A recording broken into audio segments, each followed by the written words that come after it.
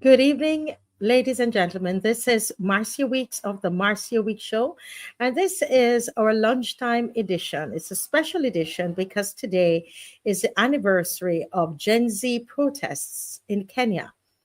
When we lose our fare, they lose their power. The very first time I heard that phrase was in Kenya.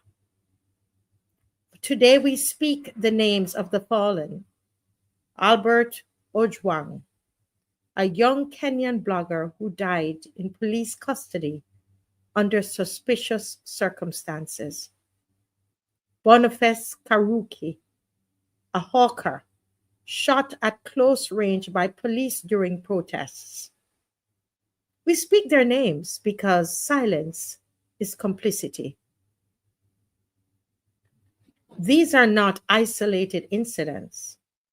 They are part of a pattern, a system of brutality, silencing, and state violence that has persisted in Kenya and across the world, especially where poor, young, Black, and brown people rise to demand justice.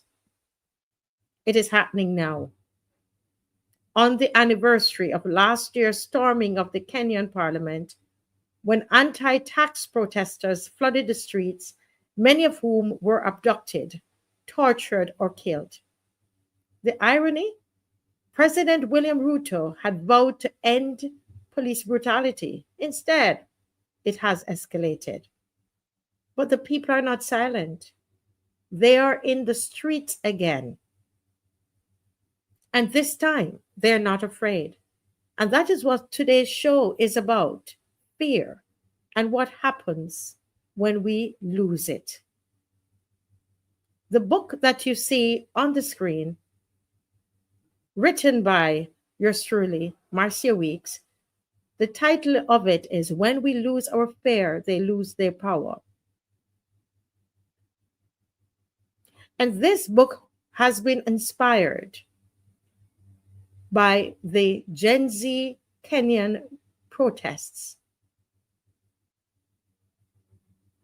And today I wanted to use the opportunity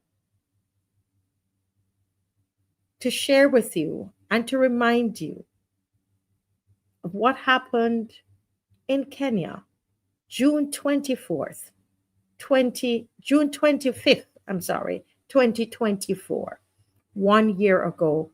Today is the anniversary, and for the anniversary, they are still protesting police brutality of a blogger. A blogger could be me, could be you, who more than likely wrote something that the powers that be are not very happy with. And so he's taken into police custody and just mysteriously died.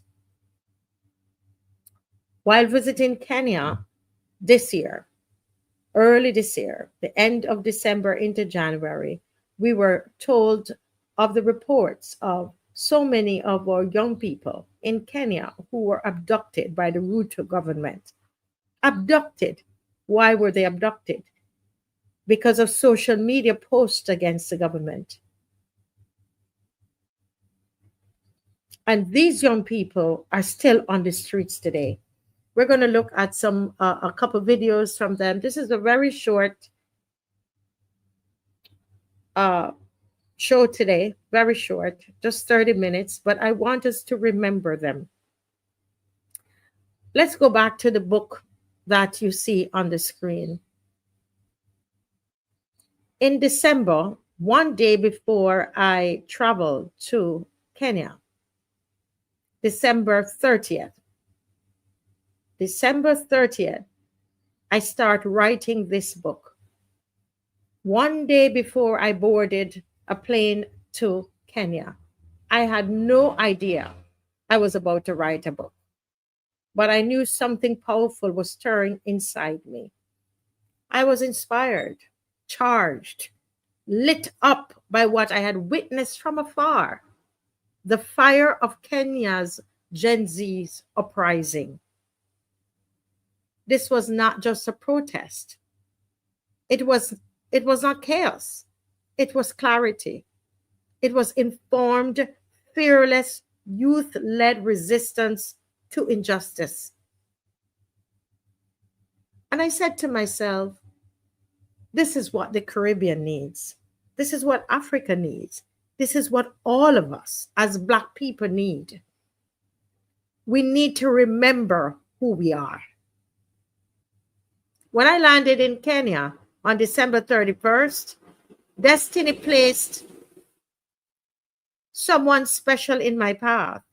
Our tour guide was none other than Daniel Ojwang, who had been directly involved in the uprising and was even featured in the BBC documentary, which told the story of the Genz in Kenya. We had no idea he would be our guide, but there he was, living proof that the spirit of revolution is still alive. Months before that, I had invited another powerful voice, Pigeon. I know a lot of you would remember Pigeon Odemwengu on my YouTube show, The Marcia Week Show.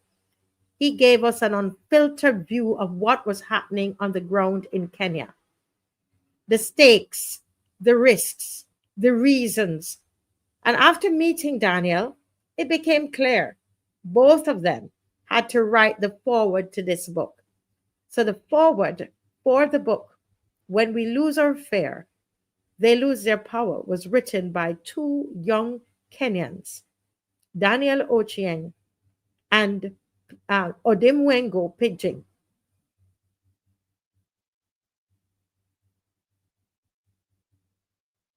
Why? Why did I ask them to write the foreword? Because this book is more than a publication, it's a declaration. It's called When We Lose Our Fear, They Lose Their Power. Because fear is not just an emotion, it's a system. It's how empires are built. It's how governments stay in power. It's how our voices get silenced. And the moment we break free from it, the moment we find our courage, the whole system begins to crumble. The whole system begins to tremble. The whole system begins to crumble. As Marcus Garvey says, one of my favorite freedom fighters, the greatest weapon used against the Negro is disorganization. And he reminded us, rise up, you mighty race, accomplish what you will. In the book, When We Lose Our Fear, They Lose Their Power, I draw on our shared history. The Mama resistance in Kenya, the Rastafari movement of Jamaica, Bossa, who led the first major slave rebellion in Barbados, Walter Rodney, the great son of Guyana, who stood up against colonial tyranny. Rodney said it best. Every African has a responsibility to understand the system and fight against it. And he warned us that the colonized must write their own liberation. I traced the lines between our dreadlocks, our locks, and show how they symbolize our spiritual resistance across oceans and generations. So you'll find the story of the mamas in the book. You'll also find a lot of mentions about the Rastafari movement and the impact of the Rastafari movement on the Caribbean region. But I don't just talk about our history, I connect it to the present. In Barbados, you know, we recently faced a dangerous law, Mia Motley's cybercrime bill. It would have imprisoned citizens for up to 10 years over so-called offensive social media posts. Very much like what happened in Ruto's country, in Kenya, where a blogger was just killed by the police. But let's come back to Barbados. Imagine a cybercrime bill where you will be imprisoned for up to 10 years for so-called offensive social media posts. Imagine that. A Facebook post, a tweet, and your life could change forever. Your life could be destroyed. But guess what? We stood up, we marched, we protested, we petitioned. We sought a hearing before the Inter-American Commission on Human Rights. We held 17 protests across the island of Barbados. And that pushback forced the government to hold off on the bill for now.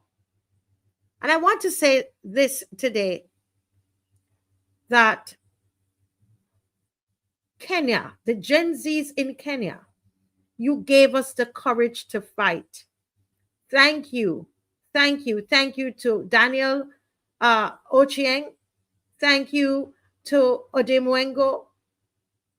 Thank you to Barasa, Nathan Barasa, who came on and spoke to us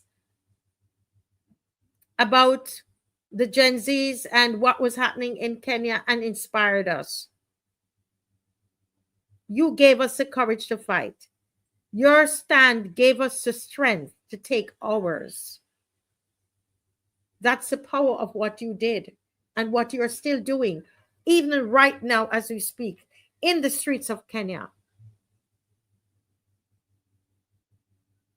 This book, When We Lose Our Fear, They Lose Their Power, is an attempt to give that power back to the people, not just in Barbados, not just in Kenya, but across the Caribbean region, across Africa, and every corner of the Black diaspora.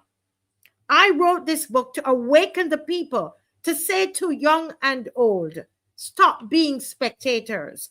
Know your laws, know your history, know your power, and don't let anybody take your voice away. As I say in the book, our ancestors did not fight for us to whisper. They fought so we could speak boldly, walk freely, and live without fear. Or as Stokely Carmichael, born in Trinidad and Tobago, once said, the secret of life is to have no fear. It's the only way to function. He also says you're either part of the solution or you're part of the problem. And finally, Bob Marley, another Jamaican prophet, told us, better to die fighting for freedom than be a prisoner all the days of your life. And we know the famous song, Get Up, Stand Up. Stand up for your rights. Don't give up the fight. So today I ask you, wherever you are, whatever your age, whatever your country, stand up, organize, speak, march, vote, resist. Stand up, organize, speak, march, vote, resist. Stand up, organize, speak, march, vote, resist. Because when we lose our fear, they lose their power. And may we rise together.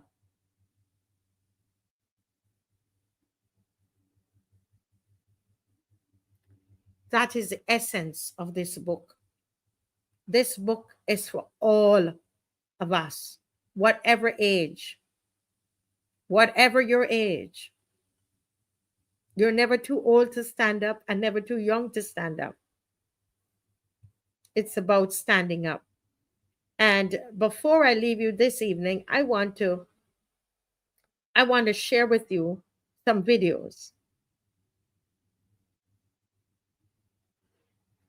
I want to share with you some videos. I hope I'm still able to access them.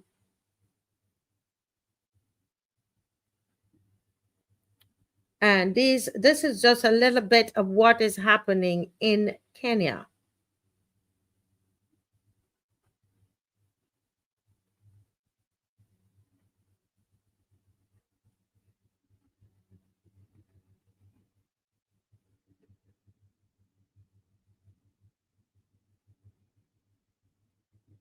Just a little bit of what is happening in Kenya. I want to show it to you.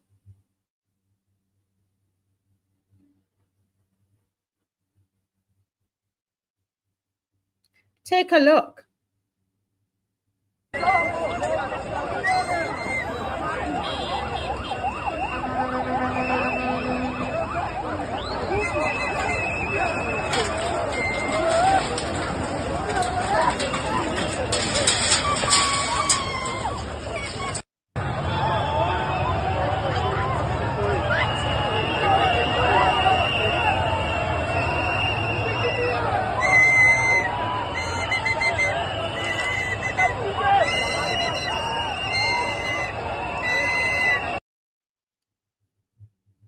I want us to stop for a moment and try to figure out, why are these young people on the streets of Kenya? What is it that they want? I really do hope that the leaders in Kenya stop and ask themselves the question, what is it that they want? When you could, when the authorities, when the police could decide that they are just going to kill a blogger, just kill him, arrest him and kill him, as they have done with some that they have abducted. We're in it's a serious crisis.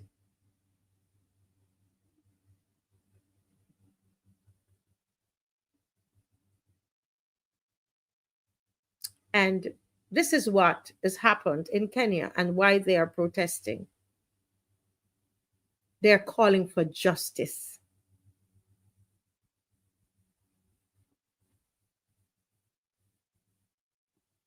These young people are calling for justice. They're not crazy.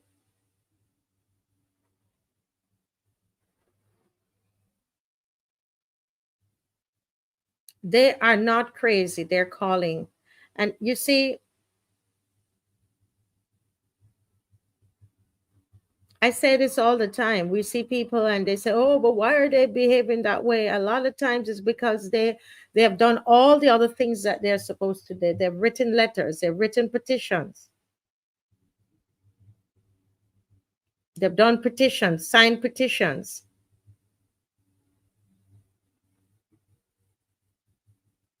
Here's another video.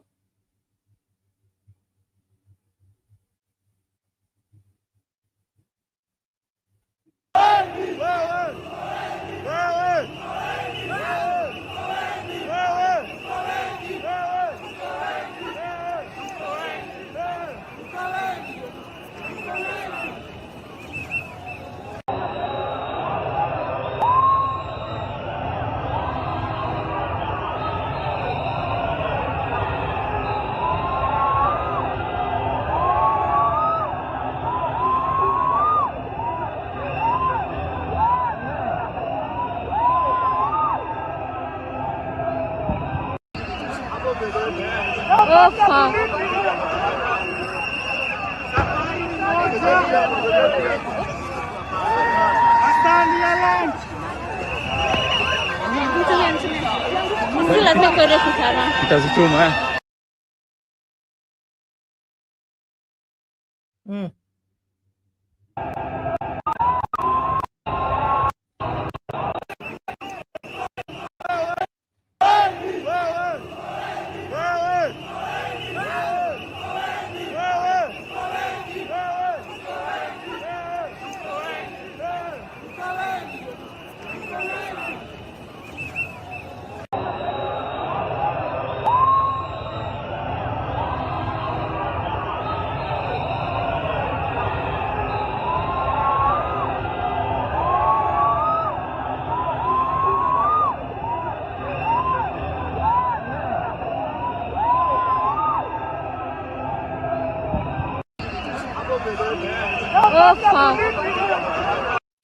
So I'm noticing, I can let you know that where they are right now is called the Uhuru, like you have Black Uhuru. So this is Uhuru Park. And we visited Uhuru Park, and inside Uhuru Park, it's where you one of the things you find there is a sculpture of the mamas, and the mamas, they are the ones who fought for the freedom and for independence and for land and all of these different things in Kenya. And so these young people, they wanted to get to Freedom Park. They were walking to Freedom Park. And, we're hoping that the powers that be, we're hoping that those that make decisions in the country would take a moment and listen to the young people. I don't believe that every time that you have a protest that it has to lead to this, to this, where people are being killed. Last year, when they protested, there were over 60 persons, it's reported, that were killed by the police. 60 of our young people totally gone. Does it have to always get there? Why does it always have to end up in violence? It doesn't always have to end up in violence. Okay. So today I just wanted to take a moment to remember those who have died, and to say to the rest of us that this is still happening in Kenya, Nairobi, Kenya, in other parts of Kenya.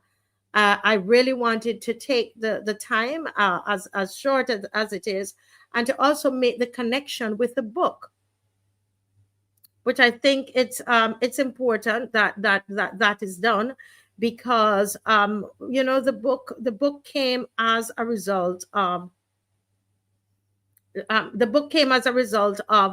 the being inspired by what happened in Kenya. Okay, so I want to and let me just go back to that link at the moment, and just remind you of where you can get the book. I'm sure you see it's on Amazon, and it's 144 pages at the moment. It is an ebook at the moment. In a couple of days, you should be able to get the paperback, and it will also be an audiobook. All right, it will also be an audiobook. And the reason for writing it is that we would rise up and begin to speak through truth to power. And every time we rise up, it doesn't mean that it must end in violence. It doesn't mean that. It doesn't mean that we have to break the law. What it means is that we are going to rise up when we see injustice. We are going to stand up for justice. We're going to stand up for what is right. We're going to speak truth to power. Throughout this Caribbean region, we will no longer cower in fear. That's what this book is all about. When we lose our fear, they lose their power. The power structures begin to tremble. The power structures begin to crumble. That's what this book is all about. So I'm going to ask everybody to go out and to get it on Amazon at the moment. That's where you can get it. And share this link, and share all links that come out with the book. All proceeds from the book will go towards our movement here in Barbados, which is called the Loyal Opposition Pressure Group. We do marches, we do humanitarian causes, we do our roadside parliament, which is like a rally. We do various things so that we're able to speak with one voice as the opposition. Okay, so and that's the informal opposition. Of course, we have the opposition leader, and he has a political party. But I'm talking about the unofficial opposition. It's the people. The people. We're the ones who sound the alarm, get the word out there. This is what is happening. And so I am here today to promote this book, to launch the book. I'm here on the Marcia Week Show to let you know that the book is ready. 144 pages. I sat right here in this seat and wrote it. Okay. And and you will find a lot in it about Barbados. The world is going to know about what's happening in Barbados.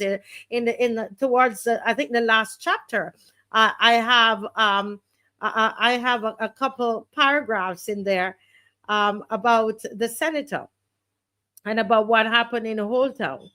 Yeah, we all of that is inside of there. Yes.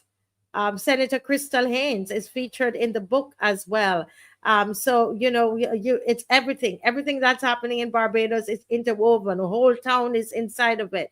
We've included some of what's happening in Guyana, as well. I've also included, in it, a lot of, just the history of our history of freedom fighting, and our leaders. We have quotes from Marcus Garvey, etc. And we put it all together in this one book. When we lose our fare, they lose their power. And that is what is happening today on the anniversary of the Gen Z movement. We are celebrating this. I know a lot of you are not on today because you didn't know I was coming on, but you go ahead and share this. Please share this live everywhere, everywhere, everywhere. Thank you so much, and you have a wonderful, wonderful afternoon. I'm going to see you again at 7 o'clock tonight. We are all ready to go at 7 o'clock tonight. We have some stories coming out of Guyana. Mr. Rickford Burke is going to join us, from Guyana, tonight. We also have Colin Spencer and Kid Sight will be on. We're going to give you an update on Amaya. That is happening tonight. Tonight we're going to look at some of this, what we're calling a false flag.